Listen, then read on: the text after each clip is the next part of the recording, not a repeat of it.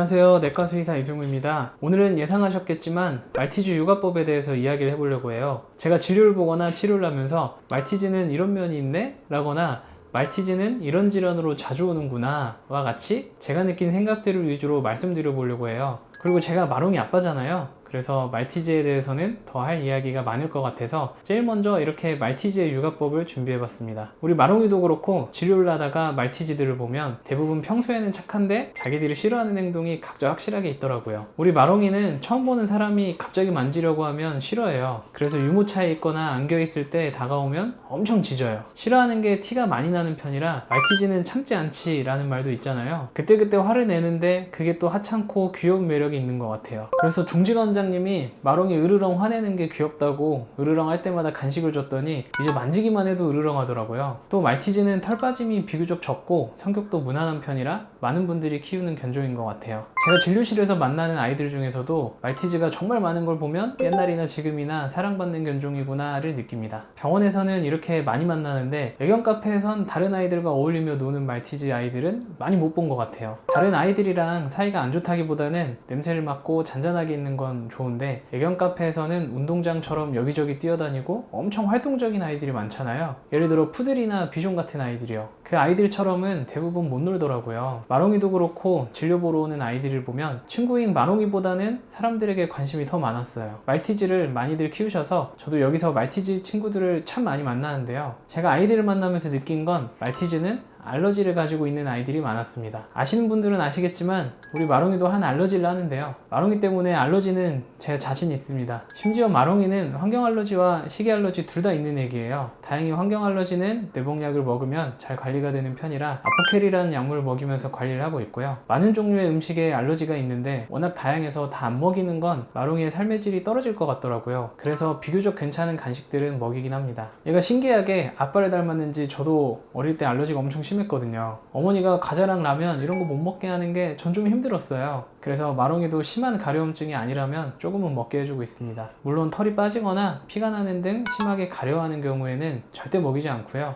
이런 음식이 마롱이한테는 오리인데 그래서 오리는 절대 먹이지 못합니다. 이런 식으로 마롱이를 관리해 주다 보니까 느낀 게 알러지는 치료라기보다는 정말 생활 속에서 관심을 가지고 관리를 해줘야 되는 부분이더라고요. 먹으면 괴로워하는 음식들을 파악해서 피하고 이외에 발을 너무 핥는다면 소독하고 연고도 발라주고 약용 샴푸도 한 번씩 해주면서 관리하고 있습니다. 아이가 발사탕을 하는 것도 알러지 때문에 간지러워서 그러는 건데 이건 소독이랑 연고만 발라줘도 호전되는 경우가 많습니다. 그런데 발을 못 만지게 한다거나 발라도 다 빨아먹는다고 그냥 먹는 약 처방해달라고 하시는 분들도 종종 계시는데요. 사실 먹는 약이 바른 약보다 항상 효과가 뛰어나진 않습니다. 차라리 발에 연고를 바르고 흡수될 때까지만이라도 발 하지 못하게 네칼라를 해주는 게 좋아요. 네칼라는 딱딱한 것도 있는데 덜 불편하게 할 수 있는 뽀송한 쿠션 제품들도 많이 나와 있어서 이런 거 해주시면 도움이 될 거예요. 그리고 대부분 마롱이처럼 환경이나 식이 알러지가 있는 아이들은 관리가 잘 안 되다 보면 발도 그렇지만 외이염도 많이 걸려서 와요. 알러지로 피부 장벽이 약해지면서 귀 안쪽이 붓고 가려워지거든요. 근데 이 외이염은 관리만 잘해줘도 대부분 잘 호전이 됩니다. 귀 청소를 올바르게 하는 방법을 알고 알맞은 연고를 사용하면 병원에 자주 청소하러 올 필요가 사실은 없습니다. 그래서 제가 이전에 마롱이랑 귀청소랑 연고 넣는 방법을 알려주는 영상도 찍었었는데요. 이건 이 영상 마지막에 나올 수 있게 해둘게요. 만약 귀청소가 어려우시다면 영상 다 보시고 귀청소 영상도 보시면 도움이 될 것 같습니다. 두 번째로 말티즈 하면 이야기가 나오는 병이 하나 있어요. 바로 심장병입니다. 말티즈는 유전적 소인이 있어서 심장 판막에 이상이 생기는 질병에 걸릴 확률이 높습니다. 그래서 주로 보이는 심장병은 이천판 폐쇄부전증 MNVD입니다. 이 병이 말티즈 심장병 중에 제일 많이 나타나요. MNVD가 뭐냐면 자심방과 자심실 사이의 문을 이천판이라고 하는데요. 이 이천판이 꽉 닫히지 않아 혈액이 역류하는 질병이에요.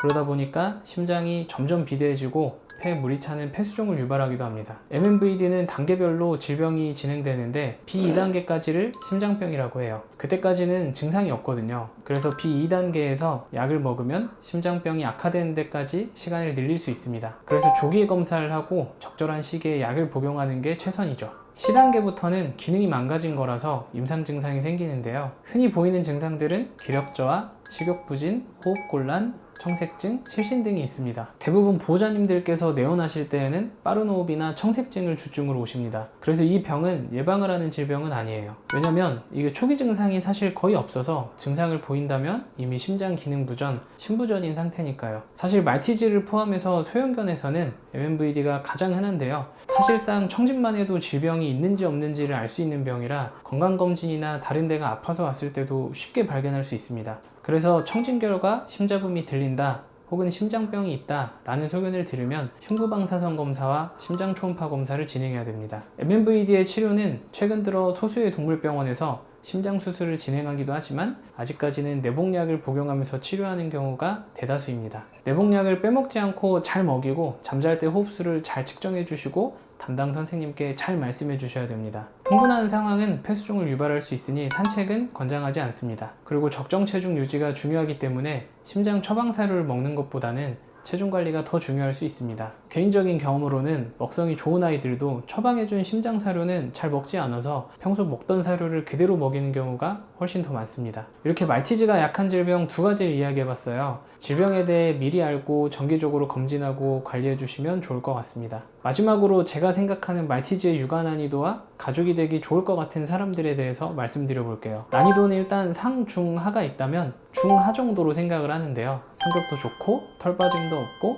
운동량도 많은 편이 아니라서 일상을 함께하기 무난하다고 생각해요. 그리고 엄청 귀엽고요. 그런데 알러지나 심장병, 또 슬개골 탈구 같은 질병들이 흔하다 보니까 이런 거는 마음이 참 아프더라고요. 치료도 치료지만 관리를 해줘야 되는 질병들이다 보니까 난이도가 완전히 낮다 라고 하기는 어렵다는 게 개인적인 생각입니다. 그리고 말티즈는 한국에서 흔하게 볼 수 있는 견종인 걸 보면 뭐든지 무난한 편이라 말티즈가 특별하게 안 어울리는 사람은 없을 것 같긴 해요. 그래도 등산이나 조깅 등 소형견에게 무리가 될 수 있는 외부적인 활동을 강아지와 자주 함께 하길 원하시는 분보다는 적당히 산책하고 집에서 쉬거나 아이랑 놀고 할 수 있는 분이 더 좋을 것 같습니다. 물론 말티즈마다 성격이 당연히 다르겠지만 제가 만난 말티즈들은 다른 강아지 친구들보다 엄마 아빠 바라기가 더 많더라고요. 저희 마롱이도 그래서 집에 혼자 두기보다는 이렇게 항상 데리고 출근하고 있습니다. 오늘 이렇게 말티즈에 대해서 이야기를 해봤는데요. 제가 마롱이를 키우고 있어서 말티즈를 먼저 소개해드리게 됐어요. 다른 궁금한 견종이 있거나 말티즈에 대해 궁금한 게 있다면 댓글에 남겨주세요. 답변 드리겠습니다.